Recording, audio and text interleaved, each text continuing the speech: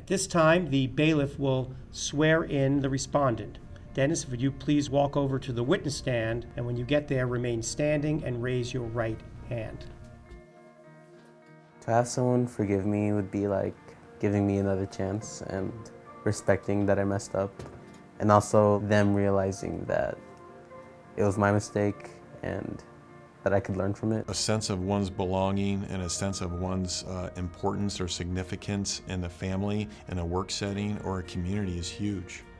I'm unwilling to share who I am with you based on the experiences I've had. I was the little brother and he was the big brother. He was like the main influence for me because my dad wasn't there. I remember he got suspended once in like middle school, and that's kind of when it started. One suspension in middle school for a kid of color is the highest predictor of them not completing school.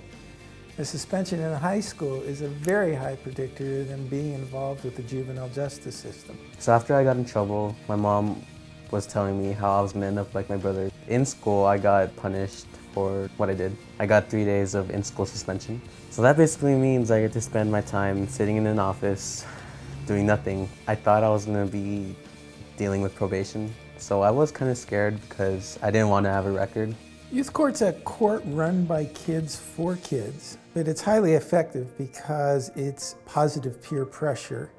Our peer court is based on restorative principles, so kids find it supportive rather than punitive. Teenagers are like the most vulnerable people, and like it's just so hard to see how people kind of mistreat them. Youth Court kind of showed that we do have some allies.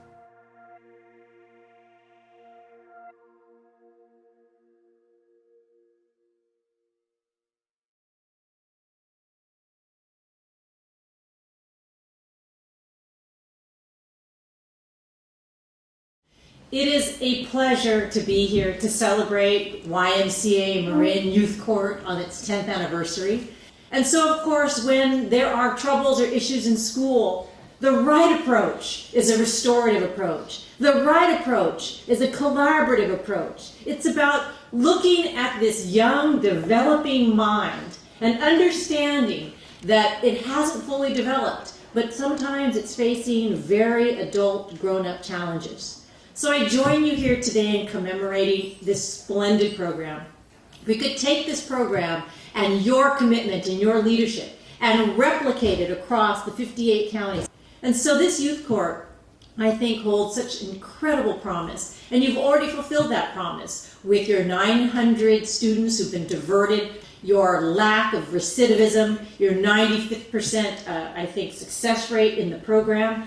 Those numbers are unheard of. They are unprecedented numbers in criminal justice.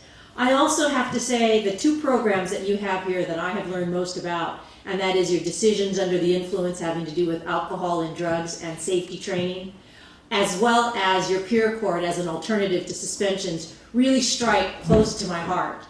Knowing that, in truth, a shorthand way of referring to your program as, this is criminal realignment. This is where it starts. This is the solution to California's problems with public safety and prison overcrowding and criminal justice. It is the seed of a program like this.